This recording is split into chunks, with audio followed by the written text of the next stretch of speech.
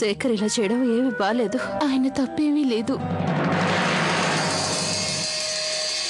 ఆయనే పాపం చాలా బాధల్లో ఉన్నారు.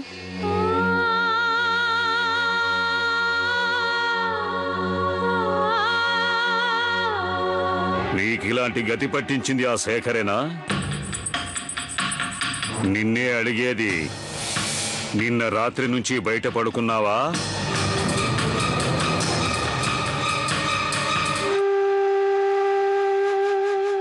ఏమండి, కొంచెం ఆగండి. ఏమండి, నేను శేఖర్తో మాట్లాడతాను.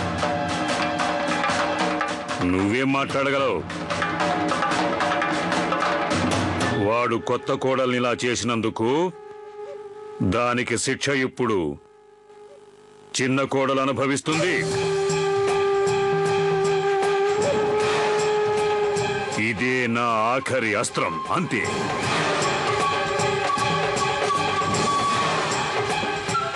పెద్దయ్య గారు, ఇలా జరిగినందుకు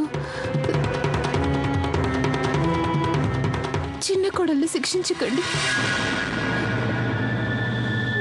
నేను చేతులెత్తి వేడుకుంటున్నాను. శిక్ష వేయటం తప్ప నాకు ప్రస్తుతం వేరే ఏ దారి లేదు. అప్పుడే శేఖరికి బుద్ధొస్తుంది. శిక్షించినంత మాత్రాన మీరు అనుకున్నది ఏమాత్రం జరగదు పెద్దయ్య గారు. అంటే చిన్న కోడలు గారు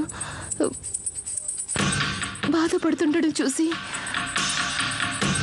చిన్నయ్య గారు ఇంకా ఇంకా మరింత బాధపడుతున్నారు. అలాంటప్పుడు మీరు కోరుకున్నట్టుగా ఎలా జరుగుతుంది చెప్పండి? అంటే నువ్వు అంటున్నదేమిటి?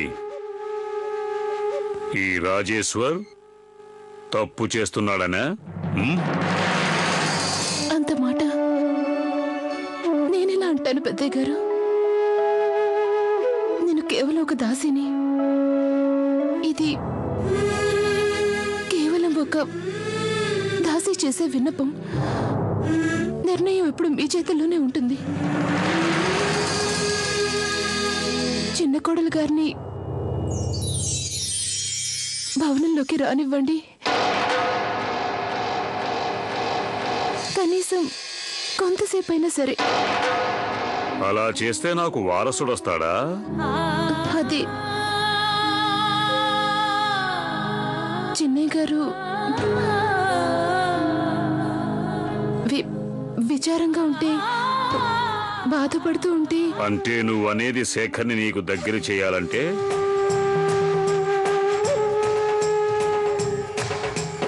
నేను చిన్న కోడల విషయంలో మెత్తగా వ్యవహరించాలా?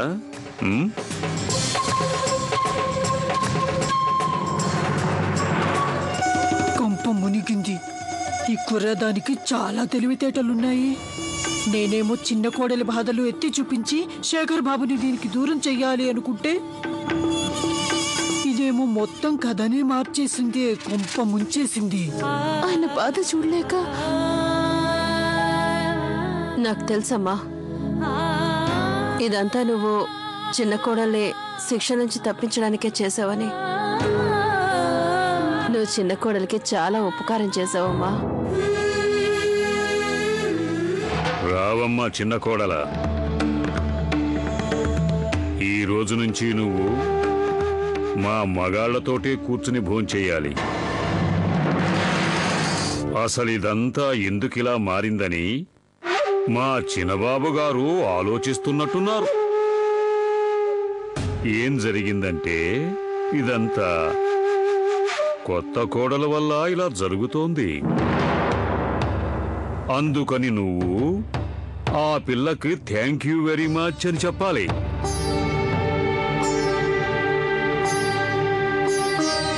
కూర్చోవమ్మా,